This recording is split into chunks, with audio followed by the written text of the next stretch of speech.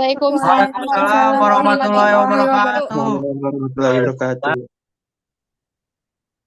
Oke, terima kasih teman-teman dari eh, PGPAUD Universitas Muhammadiyah Kuningan, PGSD Universitas Muhammadiyah Kuningan, serta PTIK Universitas Muhammadiyah dan PGPAUD Universitas Muhammadiyah Cirebon. Hari ini eh,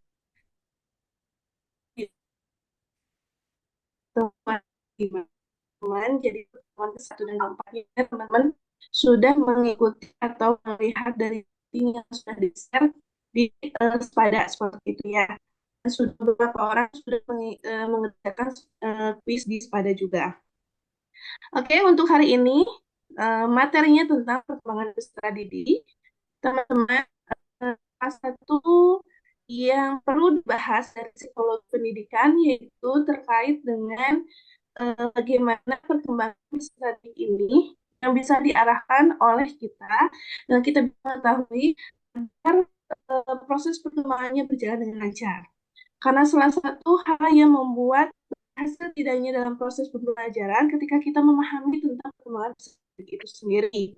Oke, teman-teman, mudah-mudahan selalu sehat semuanya, mudah-mudahan selalu bahagia semuanya, agar bisa tetap melakukan uh, aktivitas seperti biasanya.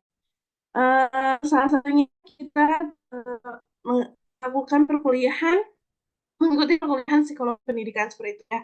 Sebelumnya bagi teman-teman yang masih ada berapa yang di pertemuan dan yang kuisnya, segera yang masih ada hambatan terkait data dari PDDikti, nanti itu nunggu proses ya, register. Ada beberapa yang ada orang lagi yang saya proses gitu ya. Jadi nanti kita sambil berjalan seperti itu ya. Jadi hari ini ayo sama-sama belajar tentang perkembangan peserta didik. Oke, ketika berbicara tentang perkembangan peserta didik, teman-teman, di sini kita akan sama-sama mengetahui tentang hakikat perkembangan itu apa, perkembangan itu bagaimana, pertumbuhan itu seperti apa, terus selanjutnya kematangan itu bagaimana, serta perubahan itu bagaimana. Hakikat perkembangan ini merupakan salah satu yang kita perlu sama-sama pelajari gitu. Baik teman-teman yang nanti kita nggak tahu nih teman-teman kalau di PGSD kemungkinan besar ngajarnya di PGSD. PG PAUD kemungkinan besar ngajarnya PG PAU di PAUD. PGSD kemungkinan besar ngajarnya di SD. Terus untuk PTIK, nah ini PTIK teman-teman, ada yang ngajar nanti di SD, apa di SMP atau di SMA. Nah, kita perlu mengetahui, perlu mempelajari bagaimana tahap-tahap perkembangan di usia SD, SMP, SMA untuk teman-teman di PTIK seperti itu ya. Nah, istilah perkembangan ini eh, merupakan serangkaian perubahan progresif ya teman-teman, gitu ya. Perubahan progresif ini yang terjadi akibat dari proses kematangan dan pengalaman seperti yang dikatakan oleh Dendel, perkembangan berarti perubahan secara kualitatif. Jadi bagaimana perkembangan ini berubahnya berbentuk kualitatif. Kualitatif di sini eh, bisa berupa karakternya, bisa berupa apa yang ada pada siswa tersebut gitu ya, yang bisa diukur oleh kualitatif seperti itu ya. Nanti kita bahas satu-satu.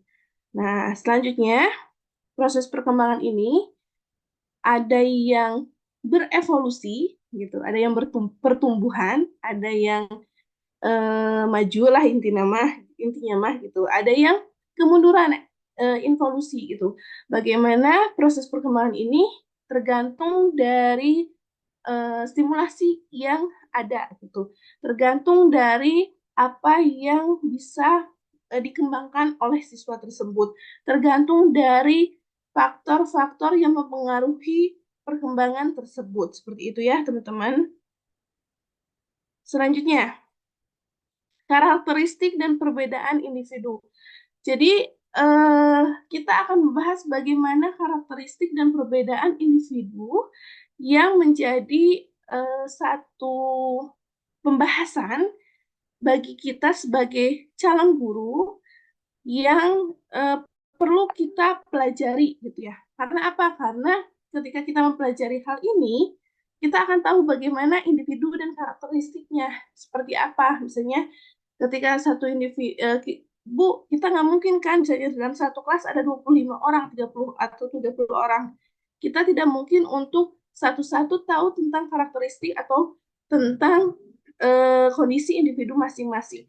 Ya, secara detail. Tapi kalau secara umum kita eh, secara kasat mata kita pasti akan mengetahui atau akan ngeh dengan karakteristik itu gitu ya. Misalnya, ketika misalnya si anak dari 20 anak ini ada yang tergolong anak yang extrovert, ada yang tergolong anak yang introvert, hal sederhana seperti itu. Atau misalnya ada yang tergolong anak yang gaya belajarnya itu visual. Ada yang tergolong anak yang gaya belajarnya itu auditorial. Ada anak yang tergolong gaya belajarnya itu kinestetik. Kan itu bisa dicerna secara keseluruhan. Kalau secara karakteristik kepribadian tentu itu memerlukan waktu yang tidak sebentar gitu ya. Waktu yang sangat panjang, waktu yang memerlukan waktu yang memang dibutuhkan bukan hanya saat bukan untuk saat ini aja tapi untuk berkepanjangan gitu ya, teman-teman. Nah, selanjutnya apa aja yang selain tadi yang individu dan karakteristiknya? Selanjutnya adalah perbedaan individu. Teman-teman harus mengetahui, harus menyadari bahwa setiap individu itu berbeda. Kita tidak bisa memastikan satu individu dengan individu yang lainnya itu sama, tidak bisa, teman-teman. Karena apa? Karena yang satu rahim juga itu pasti berbeda. Yang anak kembar juga itu pasti berbeda, ada bedanya. Apalagi satu kelas yang beda ayah, beda ibu, terus beda lingkungan keluarga, beda pendidikan di keluarga, itu pasti berbeda. Jadi perbedaan individu itu menjadi salah satu faktor dalam perkembangan atau dalam masa perkembangan individu. Selanjutnya, aspek-aspek pertumbuhan dan perkembangan individu. Ketika kita berbicara tentang tadi ya, individu dan karakteristiknya, perbedaan individu, aspek-aspek pertumbuhan dan perkembangan individu pun menjadi salah satu faktor yang kita harus pahami bersama, gitu ya. Misalnya ketika faktor-faktor yang mempengaruhinya apa saja nih, gitu. Ketika si anak misalnya tergolong ke anak yang tidak bisa mencerna materi, misalnya seperti itu ya. Oh ternyata si anak, oh ternyata kita dalam proses pembelajarannya kita tidak menggunakan gaya belajar yang anak itu punya gitu kan, seperti itu ya. Atau misalnya ketika kita dalam proses pembelajaran, oh ternyata si anak itu memiliki traumatik ketika kita belajar di kelas misalnya gitu. Atau oh ternyata si anak ini dia tidak nyaman di kelas karena apa? Oh karena ada masalah dengan temannya gitu kan. Jadi aspek-aspek yang lain terkait dengan pertumbuhan dan perkembangan individu. Gitu. Oh, ternyata ada traumatik kalau di rumah belajar dengan dengar kata belajar orang tuanya ngajarinya sambil bentak-bentak misalnya seperti itu ya. Jadi hal-hal tersebut menjadi satu acuan atau satu acuan ketika teman-teman menganalisis si anak ini kebutuhannya. Kita bukan malaikat, kita bukan uh, seseorang yang sempurna gitu, guru sempurna enggak. Tapi setidaknya kita ada ikhtiar, ada usaha untuk memberikan peluang bagi anak agar bisa belajar secara efektif dilihat dari sisi pertumbuhan dan perkembangannya. Seperti itu ya. Jadi bukan hanya sekedar mengajarkan atau mentransfer ilmu teman-teman. Jadi kalau misalnya berbicara tentang psikologi pendidikan, berbicara tentang micro teaching, berbicara tentang pedagogik, itu hal-hal yang lebih jauh daripada itu gitu. Jadi pembelajaran pun kita mengedepankan bagaimana perasaan si anak gitu, bagaimana kenyamanan si anak di kelas, bagaimana aspek pendukung yang si anak itu dapat, bagaimana proses yang sebelumnya anak-anak itu lalui dalam proses pembelajaran, bagaimana si anak itu belajar bisa dengan santainya atau bisa dengan nyamannya hingga dapat menyerap tentang materi yang diajarkan oleh gurunya gitu kan. Jadi lagi-lagi guru tidak sempurna. Kita bukan malaikat, tapi setidaknya ada ikhtiar untuk bisa membuat si anak itu nyaman dalam proses pembelajarannya. Oke. Nah, faktor-faktor yang mempengaruhi perkembangan itu apa saja ya teman-teman? Ada faktor dari secara keseluruhan.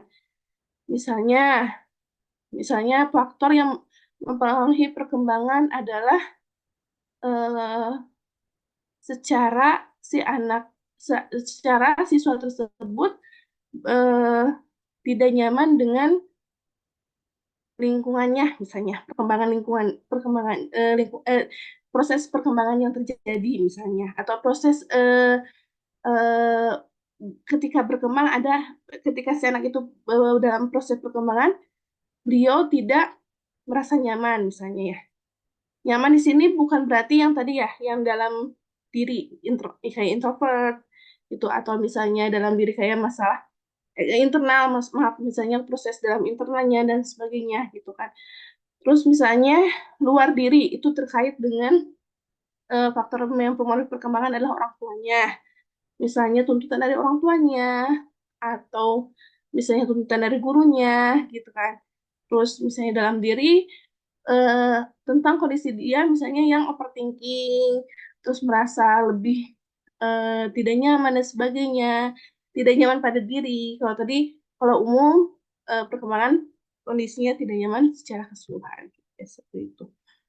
Oke, menurut Desmista gitu ya, menyimpulkan pengertian peserta didik, kalau tadi secara perkembangannya, individu yang memiliki potensi fisik dan psikis yang khas sehingga ia merupakan insan yang unik.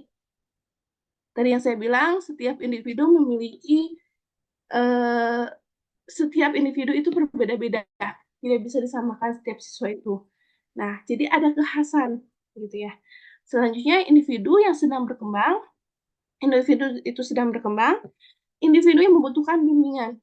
Jadi peserta didik itu individu yang membutuhkan bimbingan. Bu, kalau misalnya siswa SMA kan eh, lebih ke sudah merasa dewasa gitu ya. Tetap teman-teman, jadi sisi peserta didik di sini adalah individu yang membutuhkan bimbingan individual dan perlakuan manusiawi. Jadi kalaupun misalnya punten, misalnya saat kita misalnya jadi mahasiswa pun kita memerlukan bimbingan.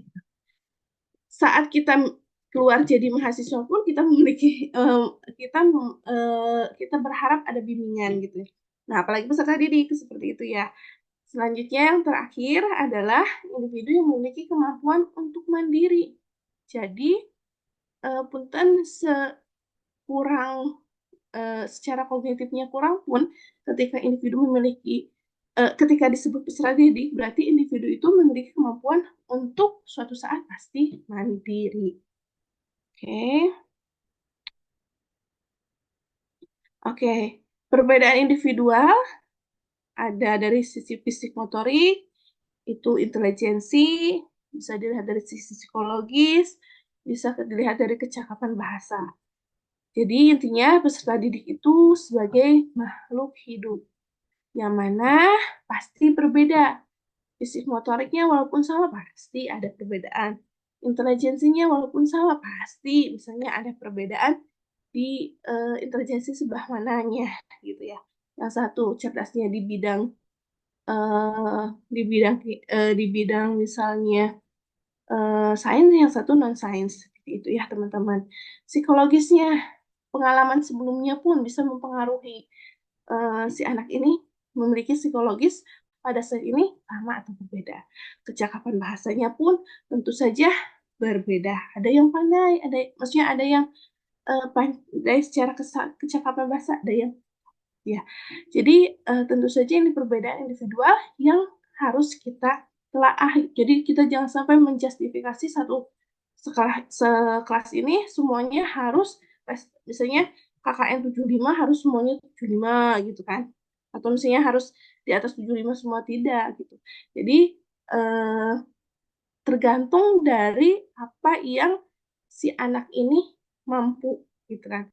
Tergantung karena tadi kecerdasan anak itu berbeda-beda. Kita tidak memaksakan, tapi kita ikhtiarkan seperti itu ya. Dengan tadi kita tahu nih latar belakangnya, kita tahu faktor-faktor yang mempengaruhinya, kita bisa diperbaiki sebelah kanannya seperti itu. Oke, terima kasih.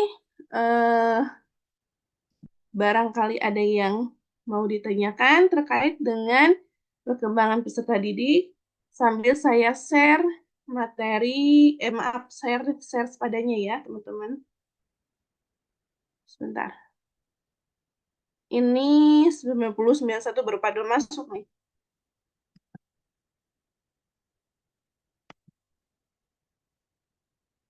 Bentar ya, teman-teman.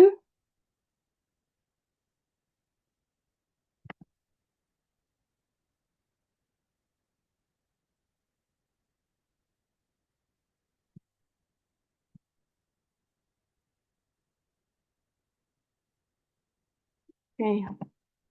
Silakan bagi ada yang bertanya, boleh, mangga silakan.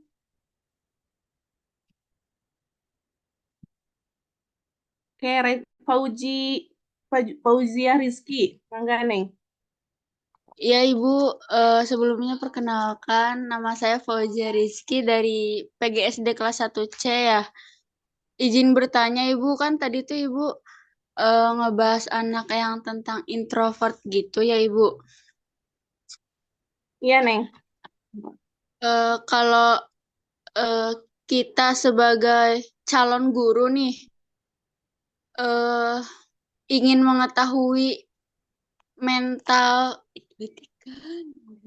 ingin mengetahui mental seorang anak yang introvert, yang mungkin banyak masalah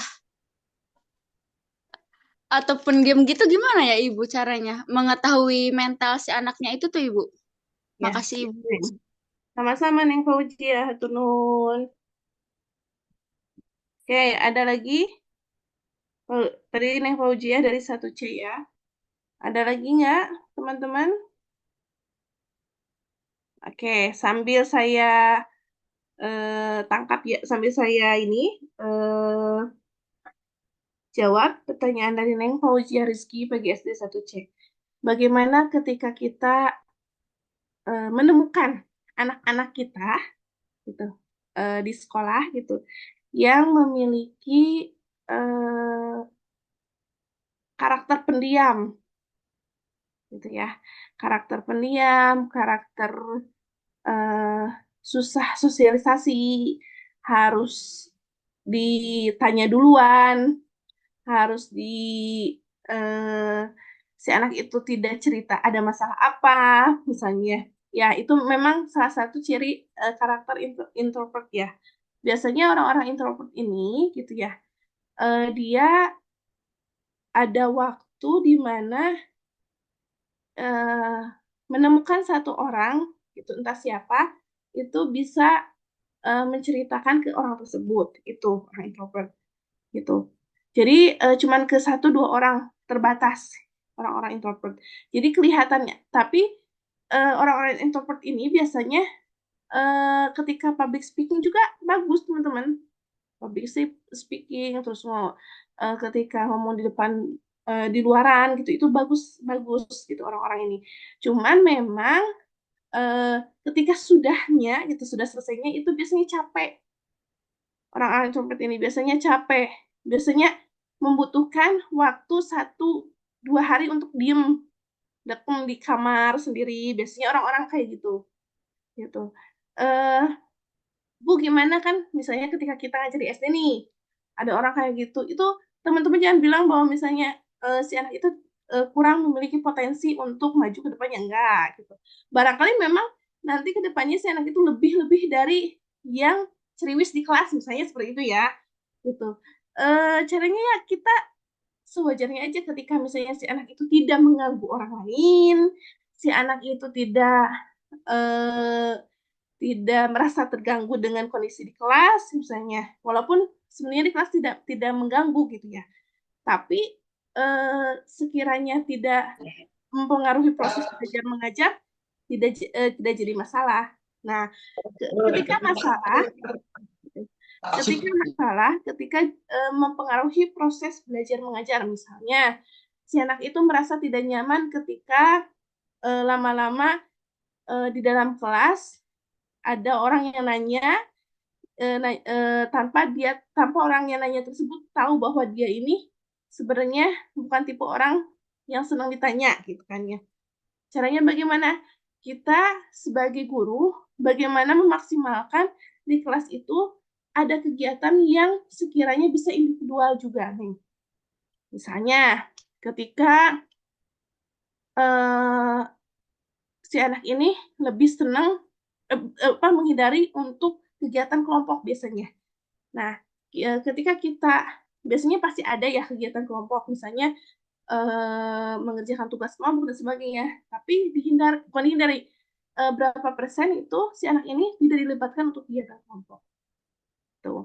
Terus cara mengetahuinya tadi, jadi biasanya anaknya memang pendiam, tapi kalau misalnya prestasinya ya bagus-bagus aja kebanyakan gitu ya, tidak tidak berpengaruh ke prestasi biasanya si anak itu. Gitu. Hanya saja ketika sudahnya udah capek. Jadi kebanyakan orang-orang introvert itu ketika udah selesai kumpul dengan orang, udahnya tuh memerlukan waktu untuk istirahat biasanya seperti itu. Itu Neng, Fauzia, ya. Iya Ibu, terima kasih Ibu jawabannya. Sama-sama Neng. Oke, ada lagi? Ada Ibu. Siapa? Ini nggak Perkenalkan kelihatan. nama saya Ayuliana dari PTI Ah, K5A. Yuliana. Oke, Neng Yuliana. Bagaimana kita menghadapi siswa yang tingkat belajarnya kurang tuh, Bu? Karena mungkin faktor internal atau eksternalnya, sehingga dalam perkembangannya itu terhambat. Seperti yang terjadi kasus-kasus sekarang itu kan banyak anak SMP yang masih belum bisa membaca ya, Bu. Nah, adakah treatment khusus untuk menghadapi peserta didik tersebut, Ibu? Ya, siap. Terima kasih Neng Yuliana. Oke. Bagaimana sih Bu caranya gitu? Ini saya juga kan kebetulan ibu ngajar di SMA ya. Ternyata ibu saya ngajar di SMA. Ternyata cerita bahwa beberapa siswa di SMA tersebut, eh, ya satu dua nggak banyak, itu tidak bisa membaca gitu. Wah kaget. Jadi eh, permasalahannya adalah saya tidak menyalahkan gurunya, tidak menyalahkan siapa-siapanya. Permasalahannya adalah ketika si anak itu apakah memang eh, kesulitan belajar, jadi memiliki keterlambatan untuk belajar gitu kan. Apakah memang hanya kesulitan belajar atau berkebutuhan khusus gitu ya, atau diseleksia gitu kan. Jadi huruf tuh merasa terbalik, biasanya orang-orang diseleksia, atau emang anak tersebut tidak dilatih gitu. Nah, ini biasanya eh, sebenarnya pemerintah sudah mencanangkan untuk masuk ke SD itu dengan usia sekitar 6 tahun. 6 tahun itu sudah ini ya, sudah maksudnya sudah bagus gitu. Jadi kalau dulu kan di usia di 5 tahun udah bisa masuk SD gitu kan. Usia istilahnya usia-usia yang memang bermain. Nah, bagaimana caranya Bu nih ketika misalnya eh, ketika di SMP si anak itu tidak bisa membaca gitu. Membaca dan menulis otomatis satu paket ya. Apa yang harus dilakukan? Oke, kita analisis dulu teman-teman. Kita analisis dulu. Kalau misalnya bisa secara kasat mata, maksudnya secara kita sebagai orang yang bukan ahli dari psikologi gitu kan, dari psikolog, misalnya ketika eh, ditanya dulu gitu di diwawancara dulu orang tuanya, diwawancara dulu eh, si peserta didiknya, terus ditanya apa yang membuat susah gitu kan, misalnya si anak ini apa yang membuat susah, misalnya ketika tadi stimulusnya, tinggal kita memberikan ruang atau memberikan waktu untuk belajar kembali gitu ya, belajar kembali. Oke lah, capek lah kita sebagai wali kelas misalnya atau sebagai guru ketika menghadapi seperti itu, tapi kita harus ada konsekuensi. Maksudnya konsekuensinya gini, ketika si anak itu belum bisa baca tulis, berarti jangan diluluskan SMA, gitu ya. Atau jangan kalau kelas 1 jangan naikkan dulu kelas 2 gitu. Tidak jadi masalah teman-teman gitu. Jadi sebenarnya kalau salah kaprah ketika anak harus lulus semua. Salah kaprah ketika anak harus naik kelas semua. Jika anak tersebut tidak mampu, jika anak tersebut tidak bisa, jika anak tersebut memang belum mampu, sebenarnya kasihan kalau ditaik-taikan terus gitu, atau dilulus-luluskan terus seperti itu ya. Jadi kita eh, harus punya ini apa? Harus punya ketegasan. Nah, itu. Tapi misalnya, oh ini bukan ranah kita nih, gitu. Si anak ini secara secara eh, secara secara fisik misalnya, secara ini si anak ini memang ada kebutuhan, ada sesuatu yang spesial misalnya. Kita rujuk ke psikolog. Nah, Bu, misalnya ini anak eh, dari keluarga yang kurang mampu misalnya, kita ajukan dari sekolah teman-teman, dari sekolah untuk memanggil psikolog gitu. Insya Allah lah kalau misalnya ikhtiar kita, niat kita baik, pasti ada jalan. Nah, nanti dari oleh psikolog di analisis nih si anak apakah memang tadi disleksia ataukah memang si anak ada trauma-trauma sebelumnya atau apa gitu kan. Udah analisis. Nanti ada treatment tersendiri. Tapi intinya adalah kita tidak menaikkan atau tidak meluluskan seseorang jika memang tidak mampu. Gitu ya. Jika memang tidak mampu, itu bukan aib. Jadi kita harus juga mengedukasi orang tuanya. Rata-rata kan misalnya orang tuanya yang malu gitu ya.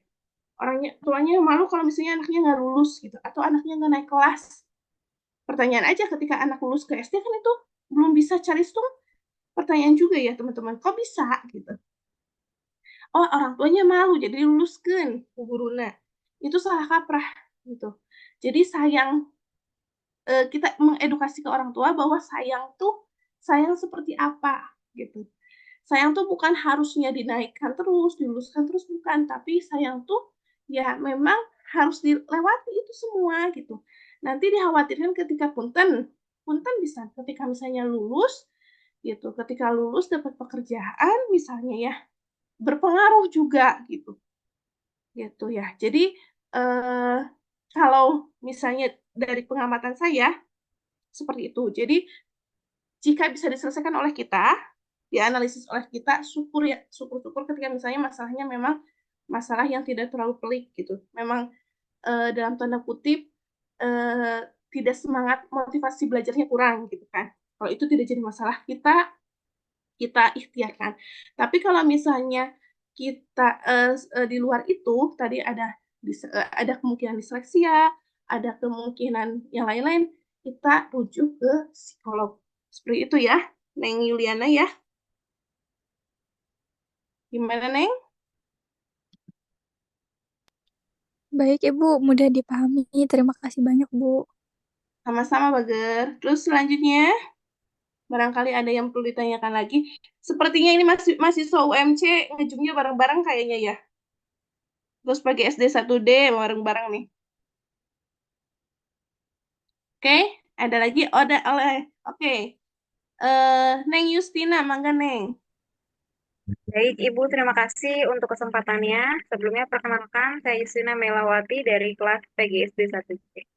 Iya, ingin bertanya Ibu mengenai kepribadian anak yang introvert ya.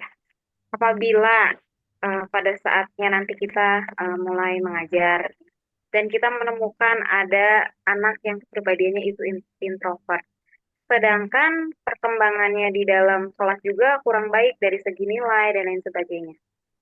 Nah, bagaimana sih Bu caranya kita untuk memotivasi si anak ini supaya dia lebih mau berkembang, lebih mau membuka diri gitu untuk bisa bekerja sama dengan teman atau misalkan melakukan tutor sebaya dan lain sebagainya, melakukan pembelajaran-pembelajaran yang mendukung supaya dia menjadi bisa lebih berkembang di dalam pelajaran begitu Bu. Terima kasih. Oke, terima kasih eh, Justina Meliawati dari PGSD 1C. Oke, sebaliknya ya, misalnya tadi nyambung dari Fauzia, kalau tadi saya membahas ketika orang-orang introvert itu sebenarnya memiliki potensi yang sangat luar biasa, gitu ya. Itu Bu, bagaimana ketika misalnya berpengaruh ke proses pembelajarannya, gitu, ke prestasi akademiknya, ke perkembangannya kurang baik, gitu. Apa yang bisa kita ikhtiarkan atau kita lakukan agar anak ini bisa mau bergabung dengan temannya, sosialisasi dan sebagainya gitu ya.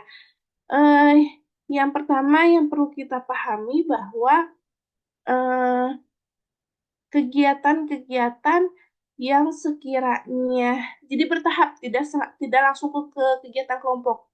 Jadi misalnya ini si anak nyamannya ke siapa gitu di kelas. Misalnya nyamannya ke si A nih. Oh, oke. Kalau nyamannya ke si A, kita kelompokkan dengan si A ini. Gitu. Jadi yang membuat dia nyaman, terlihat egois sih, maksudnya terlihat egois ketika dengan teman-teman yang lainnya gitu.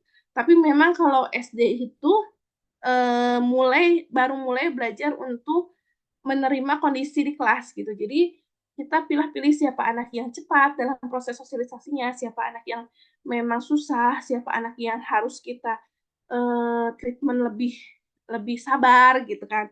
Nah, kita kesampingkan dulu hal itu gitu. Misalnya yang anak-anaknya yang fleksibel ya kita syukur yang ada ya, yang fleksibel gitu. Nah, ketika satu anak ini misalnya ada satu dua anak yang introvert, kita pilihkan ke siapa gitu. Ke siapa dia yang nyaman kelas. Biasanya anak-anak introvert itu nyaman dengan anak introvert lagi biasanya. Itu kita kelompokkan sementara. Nah, bertahap misalnya kelas 1 seperti itu. Nah, kegiatan-kegiatan terus kegiatan-kegiatan yang memang kegiatan kelompok tapi lebihnya ke individual. Maksudnya eh, tetap penggalian potensi individual. Yang penting semangat aja belajar. Yang penting semangat aja belajar, dia bisa bisa memiliki motivasi untuk belajar kelas. Nah, sudah itu ketika misalnya tahapan itu nanti kelas 2 nih udah mulai. Kelas 2 pasti nambah teman. Sambil kita kasih tahu ke si anak ini. Nah, atau kita panggil namanya siapa? Bahwa setiap orang itu perlu bersosialisasi dengan teman-teman yang lainnya nih, gitu kan. Jadi tidak bisa kita berteman dengan satu orang. Suatu saat mungkin temanmu ini tidak sekolah SMP-nya nggak bareng nih, gitu. Temanmu ini nggak bareng-bareng nih ketika SMP-nya. Jadi mau nggak mau harus bisa bersosialisasi dengan yang lain. Biasanya menerima si anak itu. Karena biasanya kalau omongan guru tuh biasanya diikutin. Nah, itu.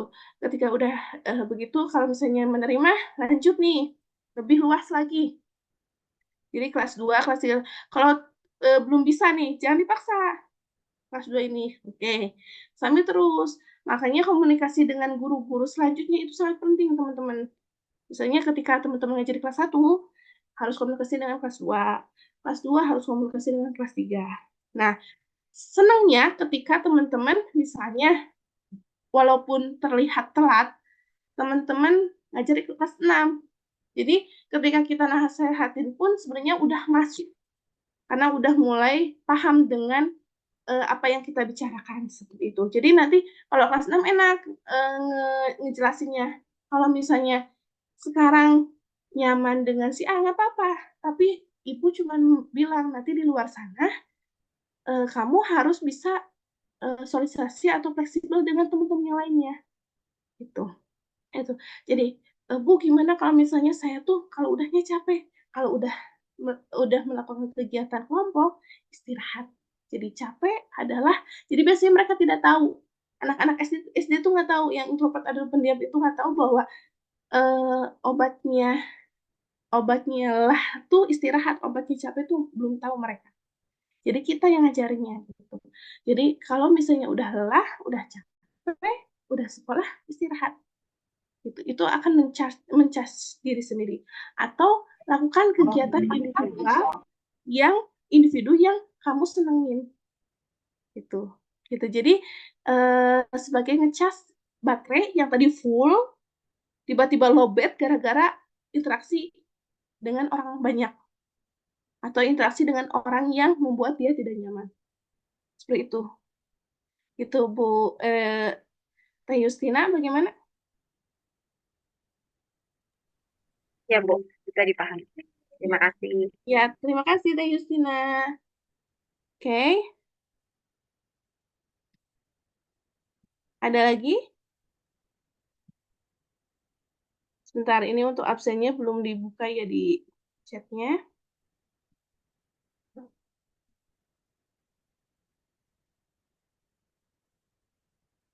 Sebentar. Oke, silakan kalau ada lagi boleh.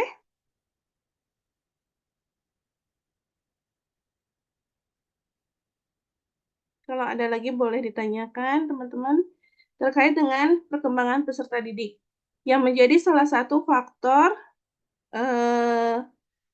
yang mempengaruhi tadi motivasi belajar, semangat belajar, terus proses pembelajaran di kelas, gitu, seperti itu.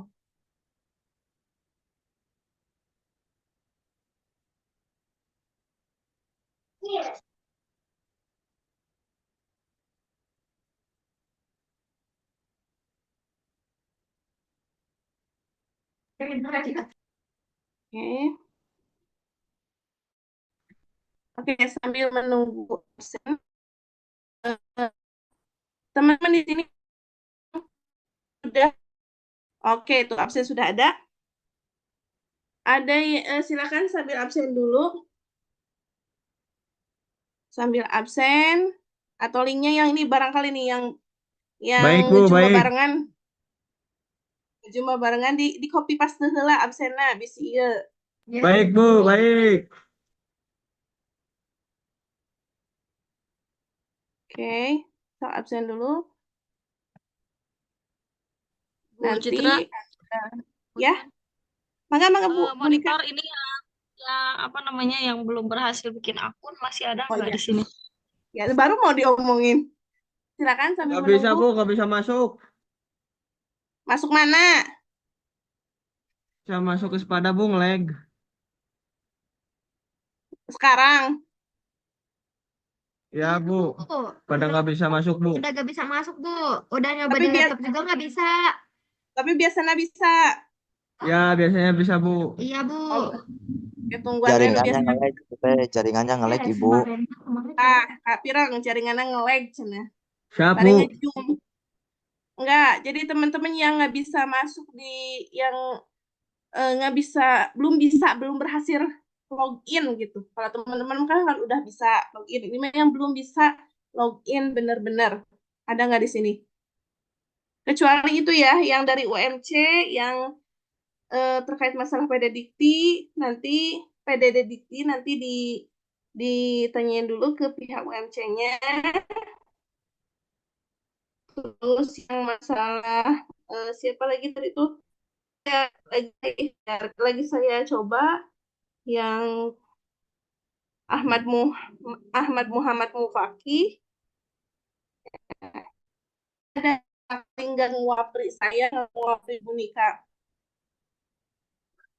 Oke, untuk absennya diisinya dosen yang ngisi mata kuliah, yang ngisi ini Zoom. Gitu.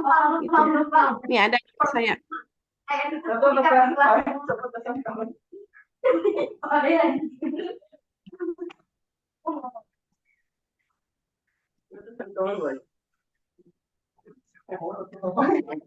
Oke, ada nggak?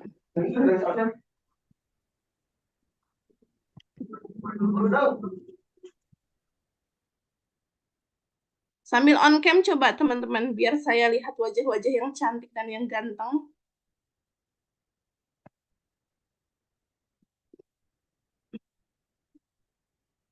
Oke.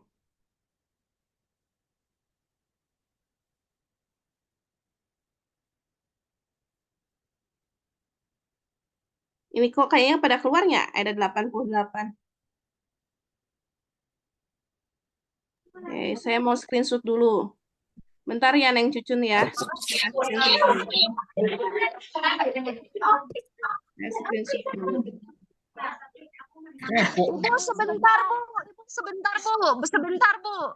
Mau ganti nama dulu. Mau ganti nama dulu. Ganti nama. Ganti nama, Cing. Ayah Aquan. Ya, Bu.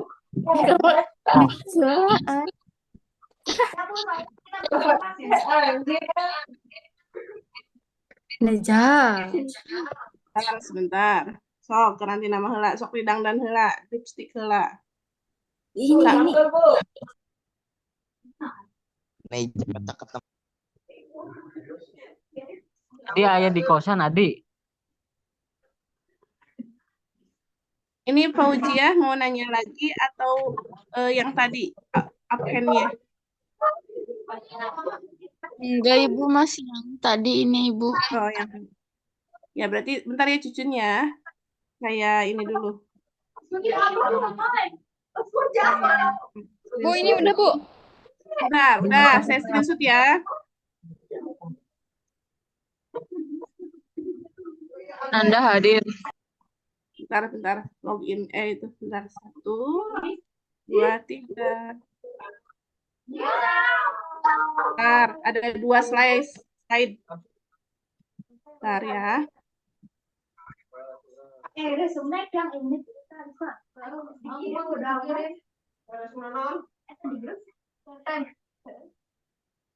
Bentar, satu lagi. Masih absen. Satu lagi. Oke, sebentar ya. Bentar. Oke.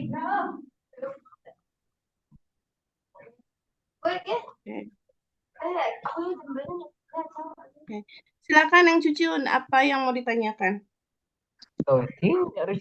Assalamualaikum Bunda. Ya, Waalaikumsalam Neng. Gimana Bagus? Perkenalkan saya Cucu Cayanti dari PGSD 3 semester 3. Jadi Bun kan tadi disebutin kalau misalkan PG PAUD, PGSD. Oh iya, kok PGSD ya? PG PAUD Bun. Ya, jadi kan tadi disebutkan kalau misalkan intinya kita kalau mau menstimulasi sosial anak tuh kan kayak dijelaskan gitu ya Bun ke si anaknya dengan cara pelan-pelan gitu. Nah, kalau misalkan di tingkat TK itu kan kalau si anaknya udah nangis tuh kan agak susah ya Bun kita ngasih taunya. Terus orang tuanya juga suka kadang udah deh si anak ieu mah jeung si ieu wae katanya gitu Bun. Jadi kayak ke kitanya teh kayak kikuk gitu juga. Terus itu gimana ya Bun? Apakah kita biarin dulu atau gimana ya Bun solusinya?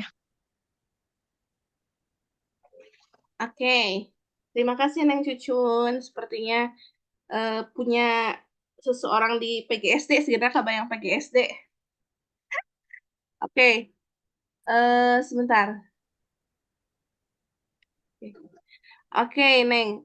Terkait dengan tadi kan SMP, SD itu tahapannya juga kan SD itu ada kelas rendah dan kelas atas. Nah, yang tadi saya bilang juga kelas rendah juga kan tidak bisa tidak bisa kita paksakan, ya. Terus kalau galaunya anak PAUD biasanya orang tuanya teh ikut campur. Orang tuanya teh ikut pokoknya mah maksa ke guruna. Nah, biasanya kita tuh ini kita yang harus memberikan parenting kepada orang tua terkait dengan berbagai macam, bukan hanya sekedar tentang perkembangan, tapi hal yang lain. Salah satunya adalah hal kepercayaan kepada kita. Jadi pas awal masuk tuh, Neng, pas awal masuk teh, ini siapa yang bocor ya? Pas awal masuk tuh, gitu, pas awal masuk tuh kita yang rapat orang tua tuh kita yang ngasih tahu gitu bahwa ibu bapak, ketika ibu bapak menitipkan anak-anak ke sekolah kami, berarti ibu bapak harus percaya sepenuhnya ke sekolah kami ketika di sekolah. Kalau di rumah terserah mau bagaimana proses pembelajaran atau proses pendidikan sebagainya, terserah maha bapak ibu. Tapi kalau di sekolah, mohon percaya sepenuhnya kepada kami, gitu kan. Jadi mohon untuk sepenuhnya memberikan ruang dan waktunya yang sepenuhnya kepada kami itu. Jadi tetap berarti kuncinya dari orang tua gitu. Nah, gimana cara ke anaknya? Tadi yang pertama jangan dipaksakan. Yang kedua, karena masa PAUD itu memang masih membutuhkan orang tua dan guru gitu. Jadi memang untuk proses sosialisasinya juga beda ya. Maksudnya bukan pengerjaan tugas, bukan kelompok ngerjain tugas bareng-bareng, bukan, tapi lebih ke bermain gitu. Biasanya orang-orang yang memang pendiam atau memang tadinya biasa di rumah dengan ibu bapaknya saja, jadi tidak punya teman main gitu, akan merasa kaget ketika masuk sekolah PAUD itu. Jadi biasanya nggak mau diem aja, mau nangis aja biasanya kalau dipaksa untuk main. Semester 1 biarkan selama 3 bulan. Jadi masa adaptasi itu sebenarnya 3 bulan. Kalau sebelum 3 bulan nggak apa-apa, teman-teman jangan paksa. Jadi setelah 3 bulan, kalau misalnya memang tidak ada perubahan, baru kita bertahap. Misalnya yang tadinya ditungguin sama mamahnya di kelas, jangan dulu ditungguin. Nah, itu jadi bertahap. Jadi waktu yang dibutuhkan untuk beradaptasi adalah 3 bulan itu. Di luar 3 bulan itu, gitu teman-teman mempunyai kewajiban untuk memberikan pembelajaran secara bertahap gitu, atau memberikan pemahaman secara bertahap. Mulai misalnya dari tadinya yang ditungguin, jadi dilepas secara bertahap. Nggak apa-apa nangis gitu. Nangis sekali, 2 kali, biasanya enggak selanjutnya. Nah, seintrovert-introvertnya anak gitu ya, pasti dia bisa sendiri atau bisa mandiri. Kecuali kalau memang yang berkebutuhan khusus ya. Tapi kalau misalnya tidak memiliki masalah secara emosi dan sebagainya, biasanya si anak ini akan mandiri gitu. Maksudnya tidak perlu campur tangan orang tua dan guru gitu, seperti itu. Nah, bertahap 3 bulan itu.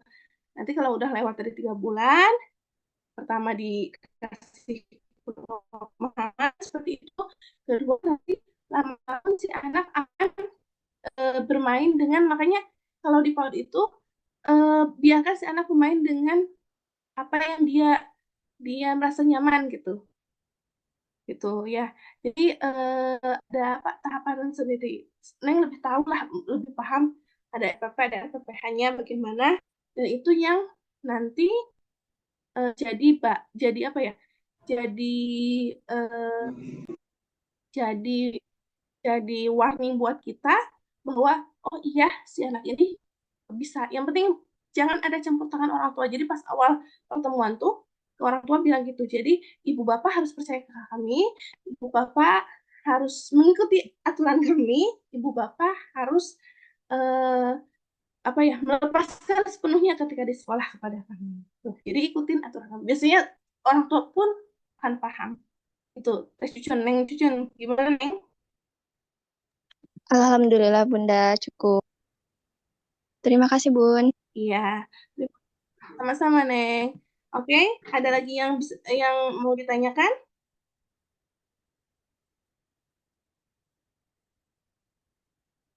Oke, jika tidak ada, boleh dicukupkan untuk pertemuan hari ini. Bagi teman-teman yang aman di Spada, maksudnya bisa mengerjakan kuis dan sebagainya di Spada, gitu ya. Silakan boleh meninggalkan ruang Zoom. Bagi teman-teman yang memang ada permasalahan tidak bisa tidak bisa register atau tidak bisa mengisi kuis, boleh stay di Zoom. Ya, biar sama-sama kita selesaikan di Zoom. Ya, oke. Dicukupkan untuk hari ini. Terima kasih.